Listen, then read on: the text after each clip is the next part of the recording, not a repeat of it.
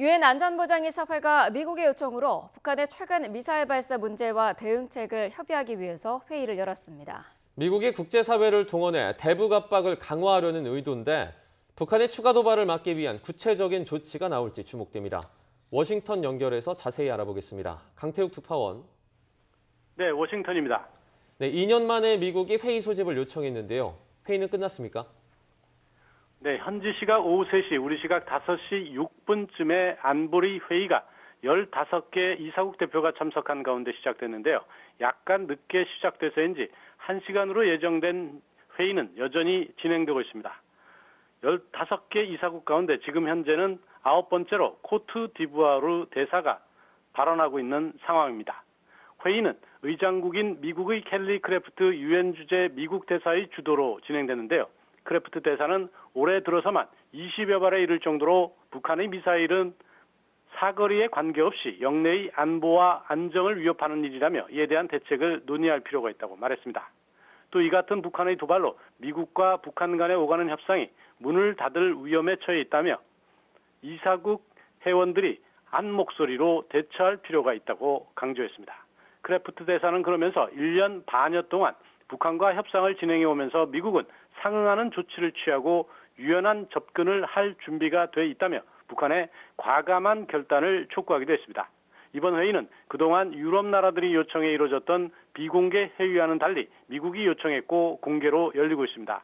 다만 회의가 1시간여 예정돼 있기 때문에 회의에서 충분한 토의와 대책 마련이 이뤄지기까지는 쉽지 않다는 전망도 나오고 있습니다. 때문에 의장 성명 등 구체적인 조치까지 나올지는 지켜봐야 할 것으로 보입니다.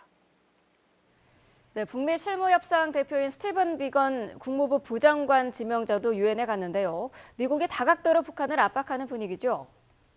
네, 그렇습니다. 국무부 부장관에 지명된 비건 대북 특별대표는 뉴욕을 찾아 안보리 회의에 앞서 15개 유엔 이사국 대표들을 만났습니다. 비건 대표는 현지 시각 11일 오후 1시 15분쯤부터 뉴욕 맨하튼의 주 유엔 미국 대표부에서 안보리 이사국 대표들과 오찬 회동을 했습니다. 비건 대표의 안보리 이사국 오찬 회동은 현지 시각 오후 3시부터 열리는 안보리 회의에 앞선 정지 작업의 일환으로 풀이되고 있습니다. 비건 대표는 최근 북한의 동향을 설명하고 가능성이 제기된 북한의 추가 도발을 막기 위해 안보리가 한 목소리를 내는 것이 중요하다는 취지의 언급을 한 것으로 알려졌습니다. 앞서 지난 5일에는 트럼프 대통령이 유엔 대사들과 오찬을 가졌습니다.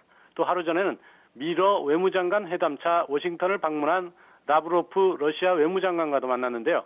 최근의 북미 실무 협상뿐만 아니라 유엔에서의 대북 대응에 대한 지지를 촉구했습니다.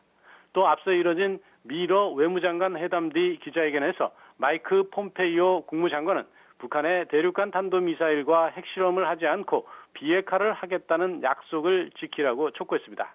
그러면서 북한과 대화할 수 있는 협상 메커니즘을 개발하고 북한을 도울 방안을 러시아와 함께 찾기 위해 계속 노력하겠다고 덧붙였습니다.